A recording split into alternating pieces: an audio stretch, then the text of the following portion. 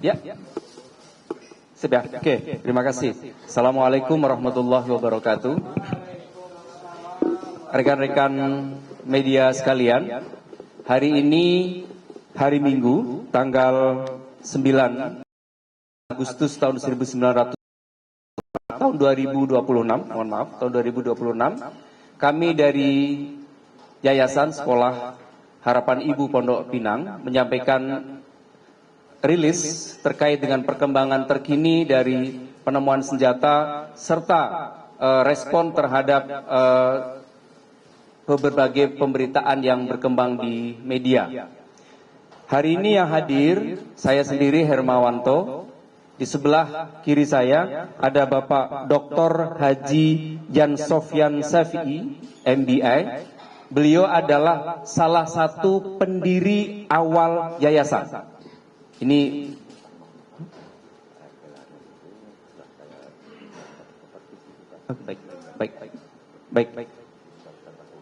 baik. Namanya adalah Dr. Haji Jan Sofyan Syafi'i. Gitu. Oke, yang kemudian di sebelah kiri lagi ada Pak Dr. Alfon Kurnia Palma. Ya, Pak Dr. Alfon Kurnia Palma. Terus sebelah kanan saya ada Mbak Anissa Ismail. Jadi di situ sudah tertulis. Ini ada sedikit koreksi dari Pak Yan di dalam rilis. Mohon gelarnya tidak usah ditulis katanya. Begitu pesan dari beliau. Nah, kan semua tentang bagaimana sih sejarah yayasan ini berdiri. Filosofi marwah yang ingin didorong, dikembangkan itu kenapa sekolah ini didirikan itu untuk apa. Dan kami juga ingin sampaikan kepada masyarakat bagaimana sih perasaan yang dialami oleh salah satu pendirinya. Kebetulan beliau salah satu yang masih hidup sekarang ini. Karena ya, sekolah ini didirikan pada tahun 1979. Jadi usianya sudah cukup lama, gitu, sudah 47 tahun usia sekarang ini sekolah. Nah, kami ingin sampaikan itu melalui penutur langsung dari pelaku sejarahnya. Jadi kami mohon kepada Pak Yan untuk menyampaikan ceritanya, cerita tentang bagaimana visi misi awal berdirinya sekolah ini dan bagaimana perasaan Pak Yan tentang keadaan sekolah hari ini yang ditemukan adanya senjata dan lain-lain. Silakan Pak Yan. Assalamualaikum warahmatullahi wabarakatuh. Terima kasih kepada Pak bahwa saya berkesempatan untuk sedikit menjelaskan visi dan misi daripada yayasan yang kita dirikan ini. Dahulu pada waktu tahun 79, saya, yaitu kami berlima, saya sendiri, Pak Mawardi Rifai, Pak Mawardi Labai, selaku ustadz kami.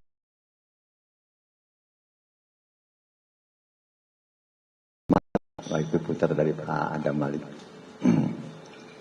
Awalnya itu dari pengajian. Jadi kami pada waktu itu berguru kepada Pak Ustadz Mawardi Labai. Kemudian beliau katakan bagaimana kalau kita bikin sekolah. Kalau sekolah itu kan kita harus perlu dana, perlu modal. Coba kita ke Pak Adam, kemudian kita sama-sama ke Pak Adam. Sampai di sana diarahkan oleh beliau bahwa beliau selaku wakil presiden pada waktu itu. Dan diarahkan bahwa ada tanah kami di sana di Kebayoran katanya, jadi di Pondok Pinang, nah itu bisa dimanfaatkan. Nah setelah itu mulailah kita buat yayasan itu dengan visi dan misi untuk mencerdaskan anak-anak bangsa, dan kita berkeinginan agar anak-anak bangsa itu dapat betul-betul menjadi manusia yang seutuhnya, yaitu yang beragama, yang berpendidikan, dan juga mudah-mudahan dapat menjadi pemimpin bangsa kemudian hari. Nah setelah kami dirikan pada waktu itu visi dan misi yaitu untuk mencerdaskan anak-anak bangsa, dan kemudian berjalan waktu, sedikit demi sedikit kami mulai membangun, ya sedikit demi sedikit kami mulai membangun. Nah mulailah pada waktu itu 1, 2 terus akhirnya banyak juga siswa yang kami terima pada waktu itu. Dan pada hari ini, saat ini, hanya saya sendiri yang tinggal sebagai pendiri. Pendiri awal itu kami berlima. Jadi yang berempat itu Ustadz Mawadi Labai, Pak Mahdi Rifai, Pak Hari Dahlan Syafri, kemudian Pak Oto Malik, dan hanya saya lah yang masih hidup saat ini. Dan alhamdulillah bahwa masih melihat sekolah yang kita dirikan itu bisa berjalan dengan baik. Memang pada awalnya, pada waktu itu siswa kami itu sempat banyak juga. Mungkin sejumlah kurang lebih sampai 2.500 orang sempat sampai siswa itu. Alhamdulillah mungkin ya sekarang ini mungkin tinggal sekitar 500 karena banyak juga sekolah. Nah, keinginan juga seperti yang tadi diutarakan oleh beliau bahwa bagaimana perasaan kami pada saat ini mendengar adanya masalah yang terjadi di sekolah kita. Memang sangat sedih sekali. Karena apa? Karena betul-betul kita mendirikan sekolah itu betul-betul dengan rasa keinginan untuk menjadikan anak-anak kita menjadi anak-anak bangsa yang soleh dan soleha. Dan juga pemimpin bangsa yang betul-betul menjadi pimpinan, menjadi tahunan, menjadi harapan kita sekalian bangsa Indonesia. Dan juga saya dengar juga adanya hal-hal yang kurang menarik di situ. Di samping ada senjata api juga, kemudian ada shotgun dan lain-lain gitu, dan juga ada juga ditemui juga hal yang kurang menarik lah untuk itu diutarakan di sini. Ya seperti misalnya ada beberapa hal yang kurang menarik yang tidak baik untuk sekolah kita sebagai sekolah Islam. Ya mudah-mudahan itu semua bisa diselesaikan dengan cara yang sebaik mungkin. Karena harapan kami ya mudah-mudahan sekolah kita ini dapat kembali sesuai dengan tujuan daripada kami pada waktu itu untuk mendirikannya, yaitu ingin mencetak anak-anak daripada sekolah kita ini jadi anak-anak yang soleh dan solehah dan juga menjadi pemimpin bangsa di kemudian hari. Jadi kami yakin pula mungkin di antara siswa-siswa itu mungkin ada yang juga sudah menjadi pemimpin saat ini. Ya mudah-mudahan ya semoga kita semua berkehendak dan keinginan agar mudah-mudahan seperti apa yang kami harapkan. Nah kemudian tentunya kami selaku pendiri yang mendirikan sekolah ini merasa bersedih sekali dengan adanya hal seperti ini. Tetapi insya Allah seperti yang tadi saya utarakan, mudah-mudahan semua itu dapat diperbaiki dengan sebaik-baiknya. Sehingga kita akan kembali kepada tujuan awal daripada kami untuk mendirikannya, yaitu mencetak anak-anak siswa kita ini menjadi anak-anak murid yang soleh dan solehah dan juga gerak menjadi pemimpin bangsa di negara yang kita cintai ini. Itulah Pak sedikit. Terima kasih. Ya. Baik. Terima kasih Pak Yan Sofyan selaku salah satu pendiri. Selanjutnya silakan Pak Alfon Kurnia Palma.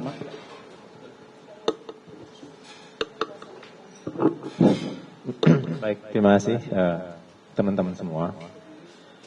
Pada saat ini mungkin kami ingin menekankan beberapa hal yang perlu diklarifikasi gitu ya, agar tidak adanya simpang siur terkait dengan permasalahan yang pada saat ini. Nah, pertama-tama tidak ada konflik dalam artian pendiri ya yayasan itu sendiri. Itu terbukti pada saat ini sudah ada salah satu pendirinya. Selain dari Bapak Adam Malik, mantan Wapres, dan kemudian juga dengan Bapak Mawadi Labai, beliau, dan kemudian Bapak Suruh yang dituduh kemarin itu. Tapi intinya pada saat ini kita mau bilang bahwa IWD itu hadir dari konflik. Begitu. Tapi pada saat ini tidak ada konflik di antara pendiri itu sendiri. Nah, oleh sebab itu makanya kita ingin mengatakan bahwa visi, misi dari pendiri itu tetap. bagaimana mencetak dari anak yang soleh sebagai suatu harapan. Itu visinya sebenarnya gitu. Nah, dalam konteks itu makanya patut diduga apakah memang kehadiran orang yang lahir dari konflik itu memang akan mengacu kepada visi dan misi dari pendirian kelembagaan itu. Itu menjadi suatu pertanyaan sebenarnya gitu. Nah, pada saat ini yang perlu dielaborasi adalah bahwa tujuan pada saat ini untuk mengembalikan sebagaimana hitohnya. Nah, kebetulan pada saat itu ditemukanlah sesuatu yang sebenarnya tidak diketahui. Ini yang perlu digarisbawahi gitu kan. Sesuatu yang tidak diketahui itu apa? Ya, ini salah satu tentang senjata. Nah, concern kami pada saat ini adalah ini kan sekolah. Karena ini sekolah, kepentingannya itu adalah untuk anak-anak atau the best interest of the child sebenarnya. Bukan malah memasukkan senjata kepada sekolah, ke dalam sekolah.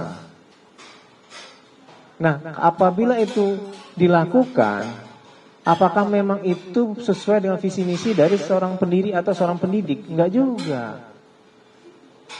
Nah, oleh sebab itu makanya ini menjadi suatu catatan penting ke depan, dan ini juga harus menjadi perhatian, tidak hanya oleh aparat penegak hukum, kita dorong, kita support gitu ya, untuk bisa memastikan anak-anak itu bisa belajar dengan aman. Dan kemudian juga itu bisa mendorong dari, ya dalam artian pemerintahan di daerah pada saat ini. Ya kemarin kan gubernur sudah mengatakan tidak boleh yang namanya sekolah ditempatkan senjata. Itu suatu apresiasi kita sebenarnya kepada pemerintahan daerah. Dan seharusnya begitu juga dengan dinas-dinas, dia harus mendukung untuk itu gitu kan. Nah, dengan demikian jaminan kepentingan terbaik bagi anak itu bisa terpenuhi. Di samping ada persoalan-persoalan lainnya sebagaimana adanya laporan-laporan kepolisian yang kami duga ada penggelapan dalam jabatan di situ. Dan kemudian juga ada beberapa diduga terkait dengan ada semacam persetujuan secara fiktif di situ. Gitu. Nah, ini beberapa hal yang perlu kami sampaikan. Bahwa di sini yang melatar belakangi bukan karena adanya perselisihan, bukan, tapi lebih kepada bagaimana memastikan bahwa sekolah ini kembali sesuai dengan hitohnya. Itu aja sebenarnya. Dan kebetulan setelah ini dikembalikan, ditemukanlah beberapa persoalan-persoalan yang kami nilai bertentangan dengan hukum. Patutlah bagi kami untuk mengatakan bahwa ini ada persoalan. Patutlah bagi semua orang untuk mengungkap ini. Patutlah bagi negara untuk memastikan bahwa namanya siswa-siswa itu mendapatkan pendidikan yang aman di situ. Nah, itu satu soal. Nah, kemudian yang kedua, terkait dengan ekstrakurikuler, sebagaimana di sini gitu ya. Dapat dikatakan bahwa orang yang mengatakan itu harus membuktikan apakah memang benar yang namanya ketua pembina lama Pak Suryo yang dikatakan waktu itu ya, itu memang sudah mendapatkan persetujuan. Perlu diketahui bahwa ketika itu Pak Suryo sudah berumur 104 ya, 104 tahun. Bukan menafikan kemampuan, tetapi pada saat itu untuk Pak Suryo sendiri, untuk memahami, mengetahui dan menyetujui suatu usulan, itu ada persoalan. Ada keterbatasan ketika itu. Nah, oleh sebab itu makanya ketika ada yang mengatakan bahwa ini merupakan kegiatan ekstrakurikuler dan itu sudah disetujui, tolong dibuktikan. Tolong dibuktikan. Jangan sampai ini menjadi suatu hal-hal yang melegitimasi sesuatu hal yang sebenarnya tidak benar. Gitu. Ini menurut kami jadi penting. Gitu. Jangan mencari alasan-alasan yang sebenarnya tidak ada. Nah dengan demikian makanya tolong itu dibuktikan nantinya. Dan kemudian yang keempat, kami juga ingin mengatakan, perlu disampaikan juga kali ya tentang PJJ itu sekarang ya. Iya sekalian, atau nanti aja dibacakan. Sekarang aja. Nah atas kondisi itu, pada hari Jumat yang lalu, mungkin ya beberapa teman-teman juga ke sana gitu ya. Orang tua itu meminta kepada sekolah gitu kan. Dan kita semua sebenarnya memiliki concern bahwa untuk menjamin keamanan bagi anak-anak, sementara waktu sekolah itu di PJJ atau pendidikan jarak jauh. Apa tujuannya? Lebih kepada memastikan anak-anak itu belajar secara aman.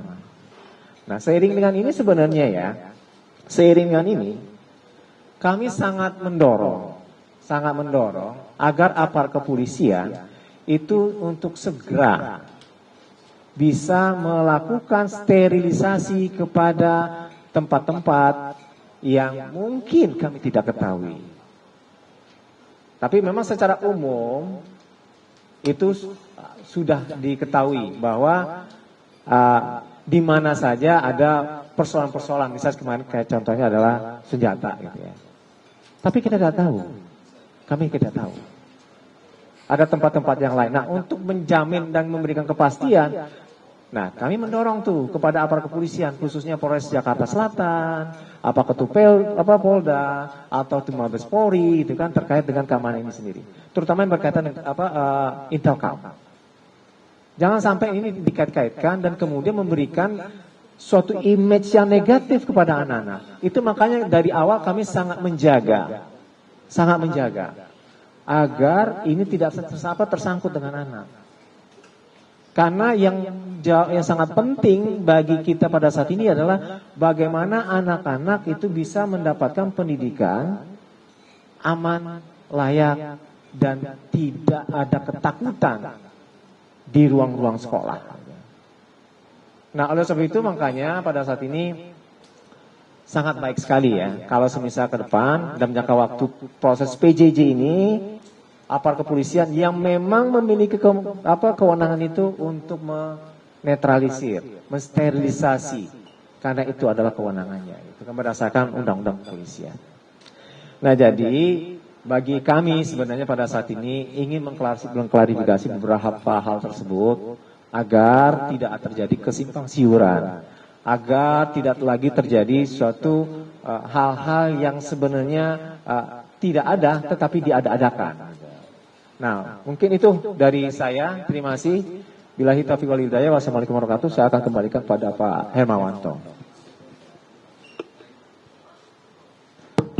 Baik, terima kasih. Tadi sudah disampaikan oleh Pak Yan Sofyan, sampaikan oleh Pak Alfon. Itu adalah fakta bahwa betapa mulianya tentang yayasan ini didirikan untuk ikut serta mencerdaskan anak-anak bangsa, agar ke depan anak-anak menjadi anak-anak yang soleh dan soleha. Namun fakta hari ini sudah menunjukkan bahwa ada penyalahgunaan yayasan yang dilakukan oleh IWD yang potensial itu hanyalah untuk kepentingan pribadi dan kepentingan keluarganya. Fakta penemuan senjata adalah fakta yang tidak bisa dibantah bahwa sekolah telah dijadikan sebagai gudang dari bisnis-bisnis mereka yang kemudian merugikan sekolah, merugikan misi mulia, merugikan marwah pendiriannya. Sehingga patut kami juga ikut bersedih ketika pendiri hadir hari ini menyampaikan kesedihannya dan kami ikut turut prihatin atas fakta tersebut. Bapak Ibu sekalian, rekan-rekan semuanya, bahwa dari rentetan cerita yang kami juga dapatkan tadi dari Pak Yan Sofyan, bagaimana proses IWD itu masuk ke dalam yayasan, kemudian ada istrinya juga masuk ke dalam yayasan, kemudian ada kakaknya juga masuk ke dalam yayasan, kami meyakini dan sangat menduga IWD telah secara terstruktur dan sistematis ingin mengambil alih yayasan untuk kepentingan pribadi dan keluarganya dengan mengabaikan cita-cita luhur pendirian yayasan. Ini yang perlu kami pertegas di forum hari ini. Dan nanti karena ada fakta gitu, ada fakta banyak kerugian yang dialami oleh siswa. Ada banyak kerugian juga yang dialami oleh para guru. Nah, ini yang juga perlu kami sampaikan kepada rekan-rekan sekalian. Selanjutnya akan disampaikan oleh rekan saya, Mbak Anissa. Terima kasih Bang Wanto. Sedikit penutup aja, intinya kami meminta keseriusan dari pihak kepolisian untuk menindaklanjuti penemuan dan keadaan yang kita temui saat ini. Ada 720 manusia yang kepentingannya sedang kami wakilkan. Itu ada 580 murid, lebih dari setengahnya anak SD. Anak jauh di bawah umur yang memang harus kita wakilkan. Ada juga 140 guru dan tenaga didik yang selama ini ternyata keselamatannya terancam. Kami sungguh menyesali hal ini bisa terjadi. Semoga setelah proses sterilisasi yang insya Allah dilakukan minggu depan, para orang tua murid, para guru dan tenaga didik bisa kembali ke sekolah dengan perasaan yang lebih aman dan tenang. Kami satu lagi perkembangan berikutnya adalah sebagai bentuk keseriusan yayasan untuk menindaklanjuti hal keadaan saat ini adalah kami sudah minta waktu untuk bertemu dengan KPAI besok dan alhamdulillah sudah disambut dengan baik. Kami insya Allah akan bertemu mereka dengan besok. Alasan kami meminta pertemuan ini adalah supaya kita yayasan bisa meminta perlindungan dan juga petunjuk mengenai situasi yang dialami saat ini supaya saat sekolah mengambil langkah yang diambil itu bisa bijak dan terus mengedepankan kepentingan murid didiknya. Terima kasih. Assalamualaikum warahmatullahi wabarakatuh. Baik, Bapak teman-teman sekalian, kalau ada yang mau disampaikan pertanyaan silakan. Ya.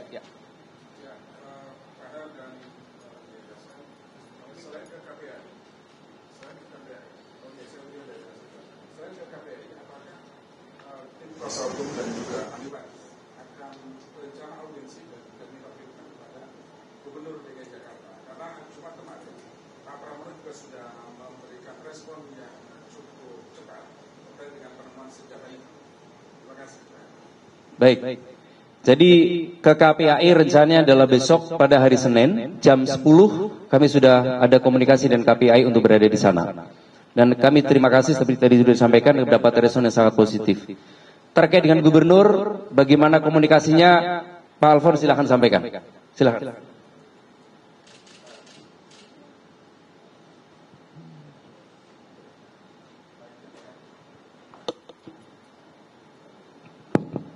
Baik, terima kasih. Memang kita melihat bahwa ada respon cepat gitu ya dari gubernur terkait dengan ini. Esensinya satu sebenarnya, perkataan dari gubernur bahwa dalam kondisi apapun sekolah dilarang untuk dipergunakan menyimpan senjata. Tegas itu, tegas di situ gitu kan. Ini sebenarnya tidak saja mereduksi tetapi juga membantah gitu kan, yang mengatakan bahwa ya ini kan sudah sepengetahuan di pihak sekolah gitu kan. Nah jadi sekaligus menyatakan bahwa walaupun kalau misalnya ada persetujuan karena ada fakta tadi gitu kan bahwa ini ada kakak, ada adik, ada istri gitu kan, bisa saja itu ada persetujuan gitu kan. Tapi walaupun bagaimanapun yang namanya sekolah itu tidak diperbolehkan untuk dijadikan tempat menyimpan senjata. Nah, terkait dengan rencana itu, ya kami sedang berupayakan itu. Saya sudah berupaya untuk menghubungi salah satu staf pribadi dari penghubung antara ini ya wakil gubernur dan gubernur untuk bisa bertemu.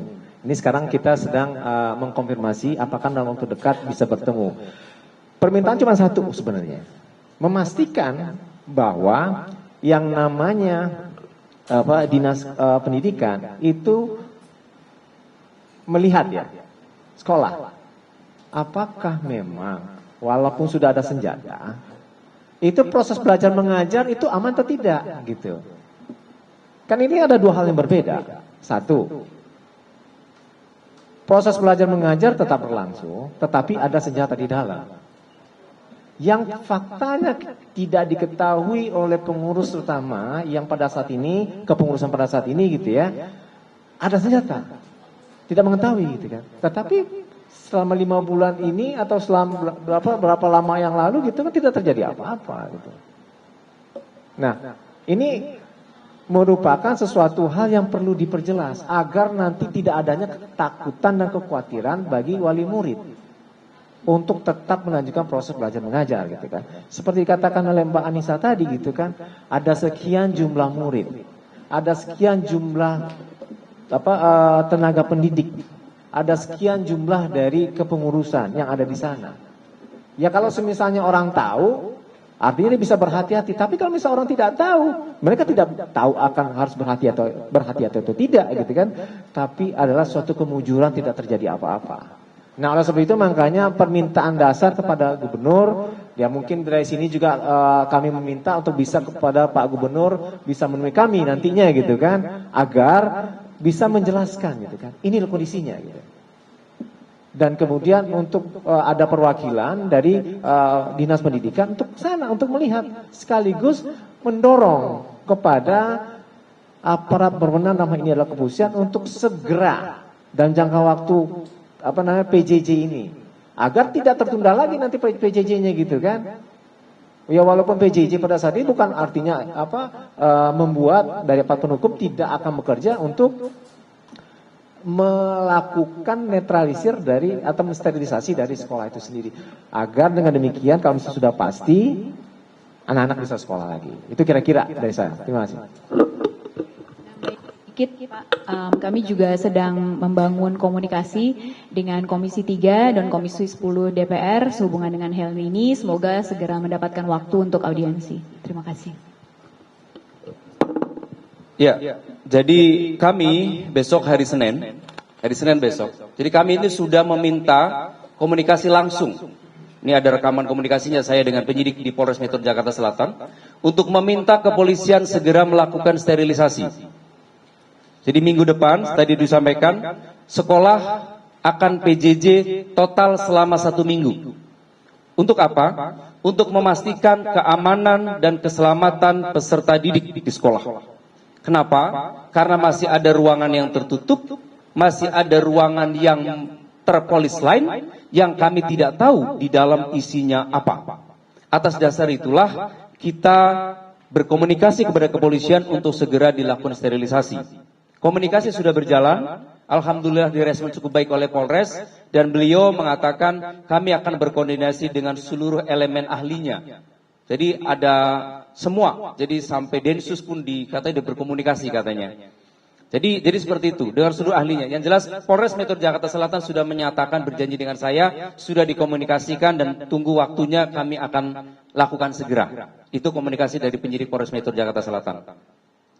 Kemudian kami juga hari Senin besok akan mengirim surat resmi untuk perlindungan hukum kepada Kementerian Pendidikan Dasar dan Menengah. Karena kami ini sekolah dasar dan menengah. Sehingga kewenangan beliau juga, kewenangan Kementerian Dasar Menengah untuk memberikan perlindungan kepada kami. Tadi disampaikan Komisi 10 DPR RI melalui Pak Lalu, Wakil Ketua Komisi 10 sudah menyatakan beliau sangat serius dan konsen untuk meminta peristiwa ini, senjata yang ada dalam sekolah itu harus segera diselesaikan dengan tuntas dan memastikan bahwa peserta didik itu aman, proses belajar mengajar itu berjalan dengan lancar tanpa ada kekhawatiran apapun. Dan beliau akan meminta kepada seluruh aparat untuk segera melakukan tindakan-tindakan seperlunya. Jadi itu yang bisa saya sampaikan kepada rekan-rekan sekalian dari perkembangan hari ini. Jadi selama 1 minggu ke depan, hari Senin sampai hari Jumat, tanggal 10 sampai tanggal 14 Agustus, sekolah dilaksanakan dengan cara PJJ atau daring. Itu keputusan demi kepentingan terbaik anak, demi kepentingan terbaik peserta didik. Itu saja dari kami rekan-rekan semua. Terima kasih dan assalamualaikum warahmatullahi wabarakatuh.